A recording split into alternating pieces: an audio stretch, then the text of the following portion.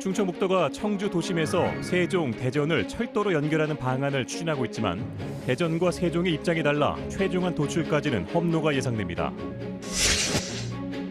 정류장에 멈춰있던 시내버스 타이어가 터지면서 충격으로 유리창이 깨져 승객 23명이 다쳤습니다. 과열로 인한 사고로 추정되고 있습니다. 오늘 제천에 있는 휴대전화 부품 공장에서 폭발 사고가 일어나 1명이 숨지고 3명이 다쳤습니다.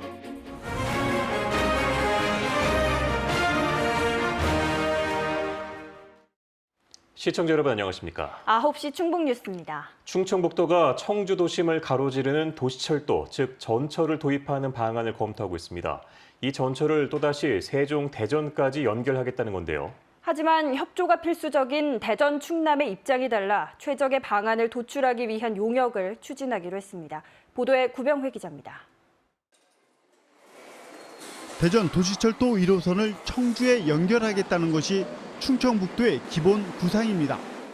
대전 반석역에서 정부 세종청사까지 연장을 추진 중인 도시철도를 청주까지 잇는 방안입니다.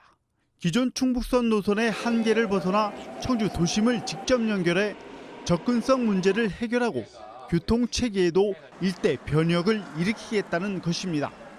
하지만 세종의 입장은 전혀 다릅니다. 정부 청사까지 연결한 뒤 경부선을 이용해 서울로 직접 가겠다는 계획입니다.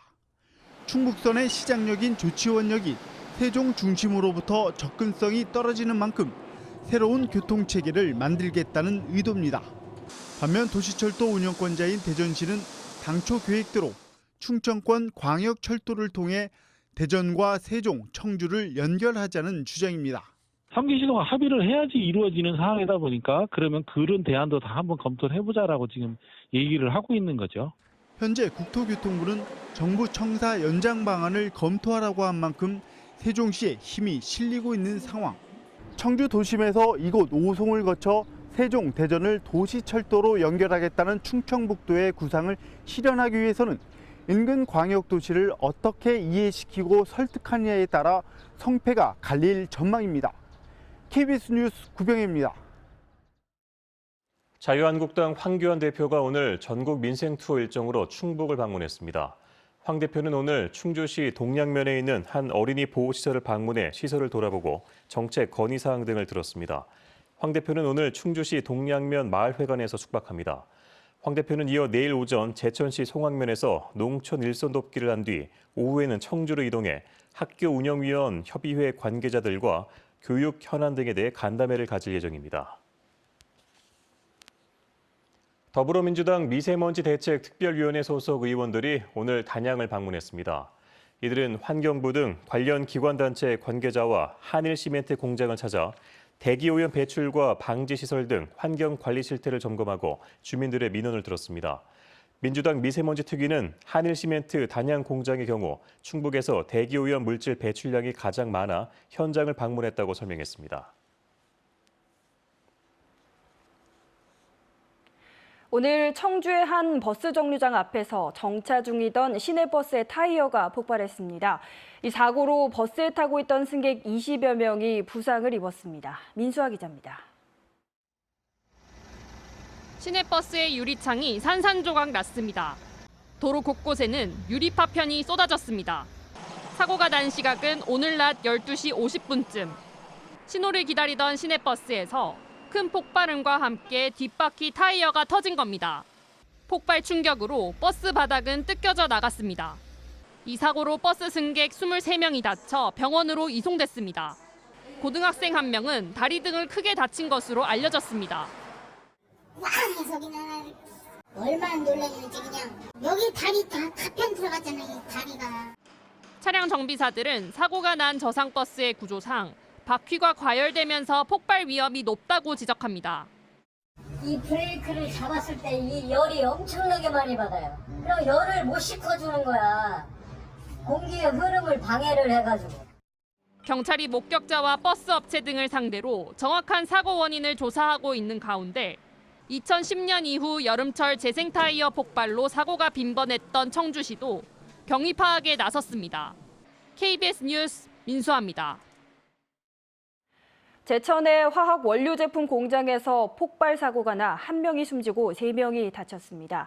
제품을 양산하기 전 원료를 시험 생산하다 사고가 난 것으로 알려졌습니다. 박미영 기자의 보도입니다.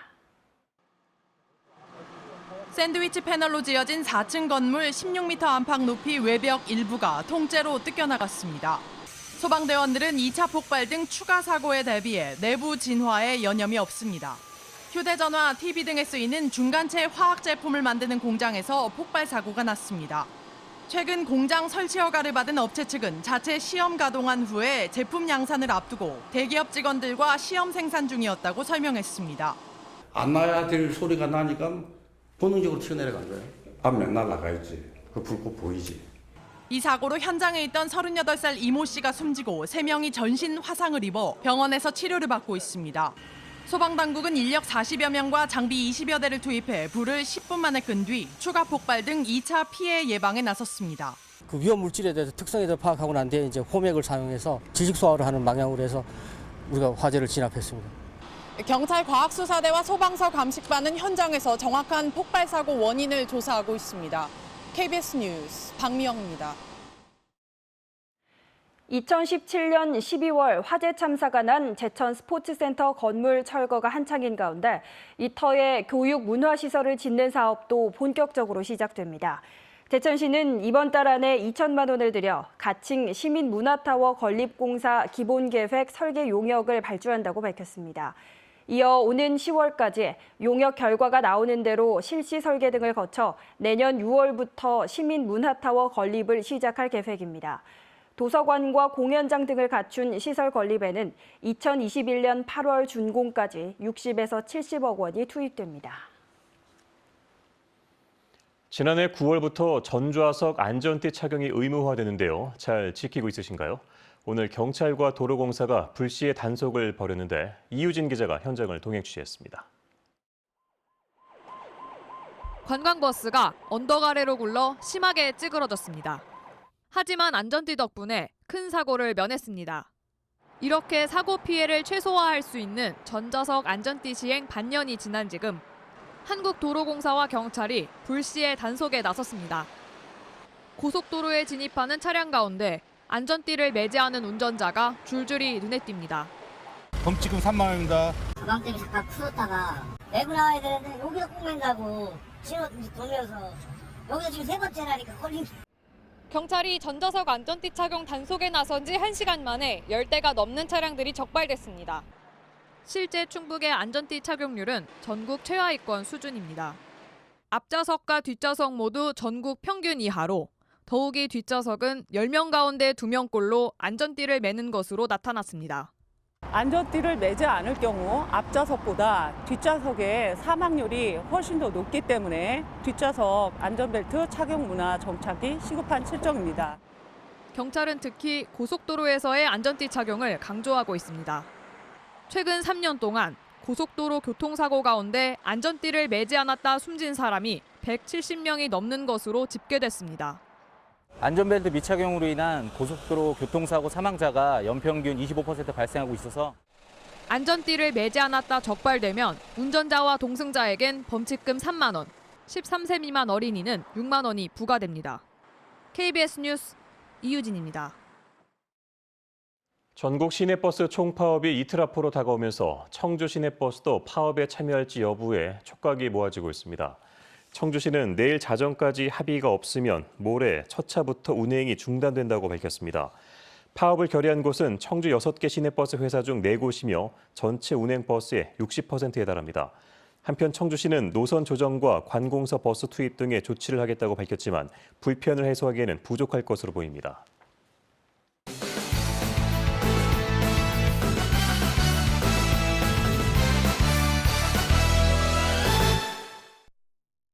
충청북도와 충청북도 교육청이 명문고 육성 방안을 놓고 여전한 시각차를 보였습니다. 충청북도 의회 교육위원회가 개최한 토론회에서 한창섭 행정부지사는 자율형 사립고 설립과 충북 이전 기관 종사자 자녀의 입학 특례 부여 등을 명문고 육성 방안의 대안으로 제시했습니다. 그러나 홍민식 부교육감은 미래 사회의 인재 양성을 위해 지역별 특화 모델과 거점 학교, 학교 간 네트워크 등 연계 모델을 개발해야 한다고 주장했습니다. 충북 지역 노동단체들이 오늘 도청 앞에서 기자회견을 갖고 충청북도와 청주시는 소각장 신증서를 철회하고 대기오염 물질 배출 사업장 실태조사에 나서라고 요구했습니다. 이들은 전국 사업장 폐기물 소각 중 18%가 청주에서 이뤄지고 있는데도 소각장 신설 논의가 끊이지 않고 있다며 강력한 규제가 필요하다고 주장했습니다.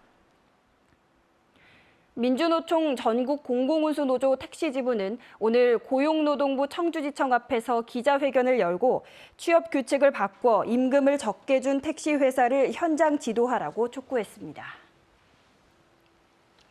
이상으로 충북 뉴스 마칩니다. 시청해주신 여러분 고맙습니다.